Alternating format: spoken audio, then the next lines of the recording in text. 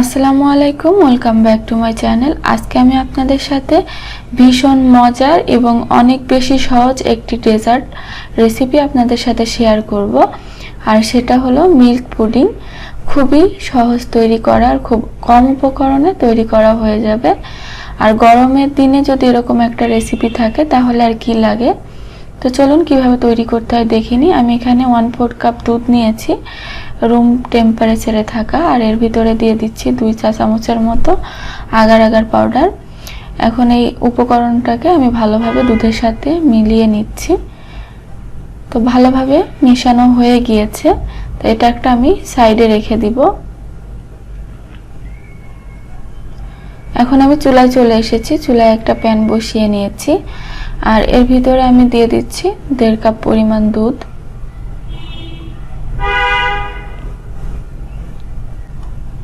তো আমি এখানে 1.5 কাপ পরিমাণ দুধ নিয়ে নিলাম।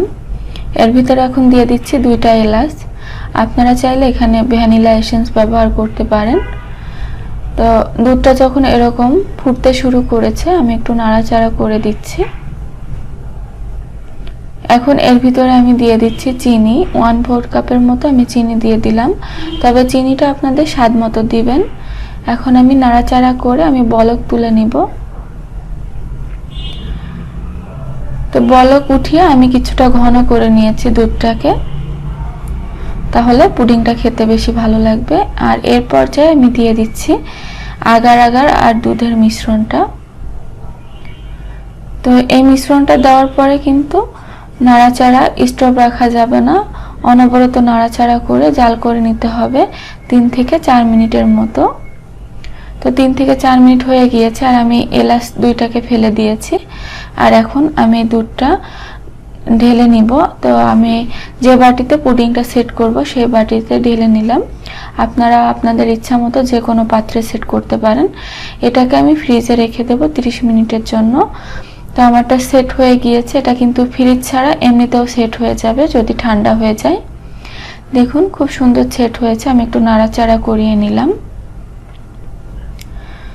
তো এখন আমি চুলায় চলে যাব। চুলায় আবারও প্যান বসিয়ে 1 কাপ পরিমাণ দিয়ে দিলাম পানি। এখন এই পানির ভিতরে দিয়ে দিচ্ছি 3 টেবিল চামচের মতো চিনি। চিনিটা আপনাদের স্বাদ মতো দিবেন, আর চুলাটা কিন্তু এই পর্যায়ে অফ রাখতে হবে। এখন দিয়ে দিচ্ছি ম্যাঙ্গো ফ্লেভার 1/2 চা চামচের মতো, তবে আপনারা আপনাদের পছন্দ মতো যে কোনো ফ্লেভার দিতে পারেন। এখন এখানে আমি রেড ফুড কালার দিয়ে দিলাম। তো আপনারা এখানে আপনাদের পছন্দ মতো যে কোনো কালার ব্যবহার করতে পারেন। তো এখন এর ভিতরে আমি আবারও একটু জর্দা ফুড কালার দিয়ে দিলাম।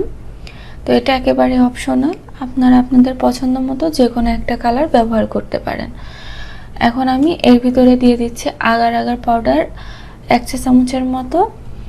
এখন এই সব উপকরণগুলোকে আগে ভালোভাবে মিশিয়ে নিতে হবে, আর ভালোভাবে মিশে গেলে তারপরে চুলাটা অন করতে হবে। তো আমি চুলাটা অন করে দিয়েছি। এখন এইভাবে বলক তুলিয়ে নিয়েছি। তো এইভাবে নাড়াচাড়া করে যখন বলক উঠে যাবে তখন চুলাটা অফ করে দিতে হবে।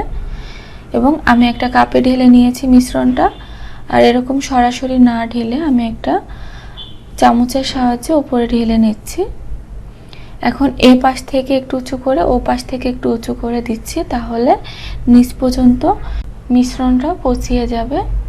তো আমি একটা সাইডে একটু উঁচু করে ধরবো যেন মিশ্রণটা খুব ভালোভাবে চলে যায়। আর এখন আমি ঢেলে দিচ্ছি মিশ্রণটা। তো এটা পুরোপুরি দেওয়া হয়ে গেলে ফ্রিজে রাখতে হবে 30 মিনিটের জন্য। আর এটা কিন্তু ফ্রিজ ছাড়াও এমনিতে সেট হয়ে যাবে। এই যে দেখুন, ফ্রিজ থেকে বের করার পরে খুব সুন্দর কিন্তু সেট হয়ে গিয়েছে। এখন আমি একটা প্লেট নিয়ে এটাকে উল্টিয়ে নিব। তো এটা কিন্তু ঠান্ডা হয়ে গেলে এমনিতেই সেট হয়ে যাবে। আমি ফ্রিজে রেখেছি, একটু ঠান্ডা ঠান্ডা পরিবেশন করব এজন্য। দেখুন পুডিংটা দেখতে কতটা সুন্দর হয়েছে।